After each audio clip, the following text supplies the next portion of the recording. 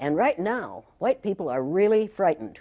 If you don't understand the destruction of Planned Parenthood offices, and you don't understand the wall that we're going to build on the southern border of the United States, you haven't read the book The Birth Dearth by Ben Wattenberg.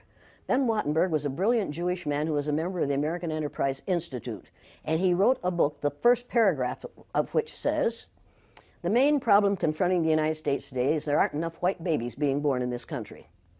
He was an advisor to presidents of the United States. He wrote the book in 1987.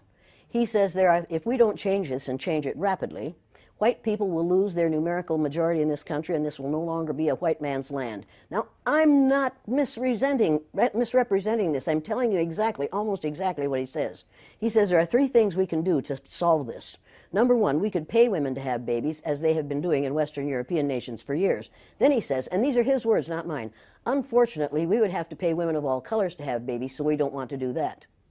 He says the second thing we could do is increase the number of legal immigrants that are allowed into this country every year. Then once again he says, unfortunately, the vast majority of those wanting to come to this country today are people of color, so we don't want to do that. The third thing he says, and women had better pay attention to this, 60% of the fetuses that are aborted every year are white. If we could keep that 60% alive, that would solve our birth dearth.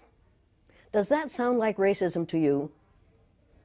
And if it doesn't, I want to know why it does.